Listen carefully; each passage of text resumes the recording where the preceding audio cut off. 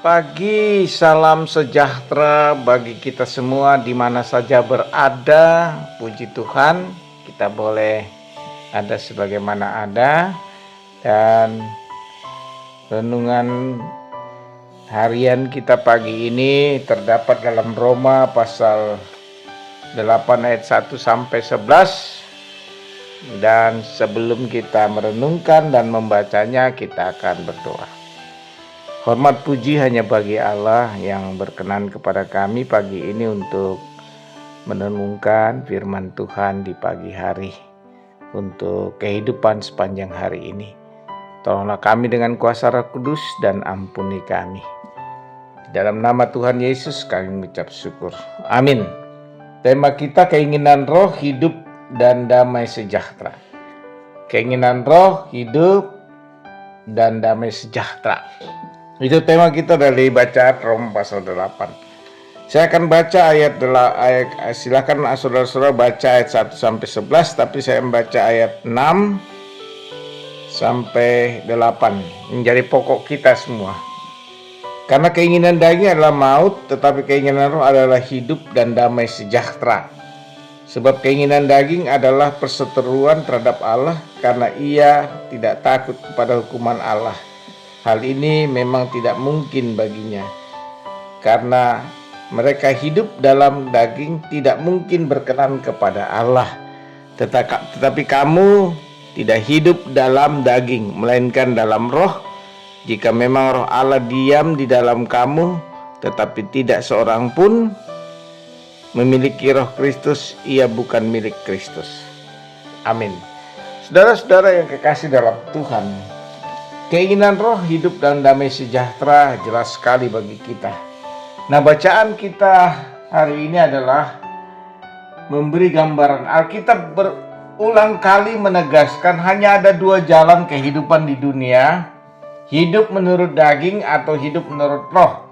Tidak ada pilihan ketiga, tidak ada zona netral. Paulus memaparkan perbedaan di antara keduanya. Orang yang hidup menurut daging memikirkan hal-hal yang dari daging. Cara hidup seperti itu bertentangan dengan hukum Allah dan menghasilkan maut.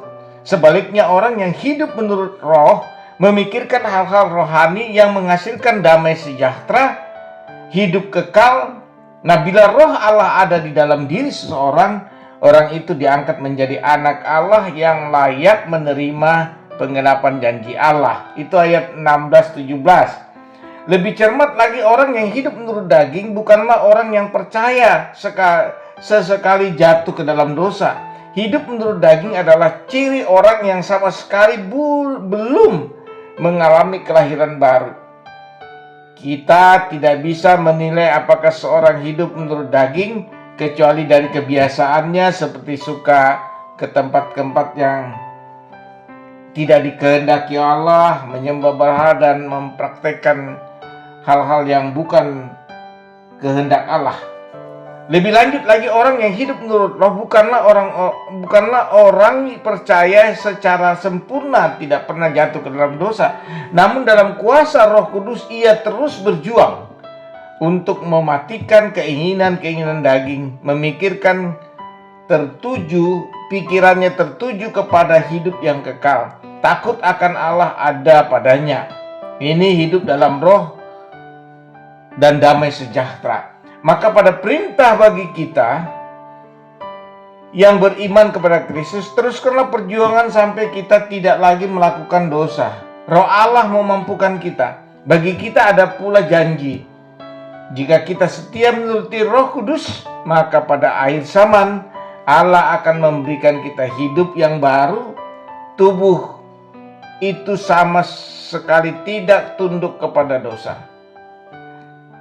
Karena itu, berdoalah setiap pagi agar Allah memberikan kita kekuatan untuk menghindari godaan-godaan dosa di sepanjang hari itu. Mintalah pimpinan Roh Kudus dalam kita melangkah. Kekuatan kita bukan terletak pada tekad atau strategi untuk menjauhi atau menghindari dosa, melainkan pada Dia yang telah mengalahkan maut, semuanya dari dan untuk kemuliaan-Nya. Keinginan roh, hidup dalam damai sejahtera. Mari kita hidup dalam keinginan roh, dan kita berarti menyerahkan seluruh hidup kita. Dan ketika kita hidup dalam roh, kita hidup dalam keinginan roh, hidup dan damai sejahtera akan menjadi jelas, akan menjadi terang benderang dalam kehidupan kita hari lepas hari. Amin. Kita berdoa. Tuhan, terpujilah Engkau memberikan kesempatan agar kami hidup dalam roh dan damai sejahtera ada pada kami. Tuntun kami sepanjang hari ini, biarlah kehadiran kami membawa damai sejahtera bagi semua orang. Dalam nama Tuhan Yesus, berkati kami. Amin. Selamat beraktivitas. Tuhan memberkati kita semua. Haleluya.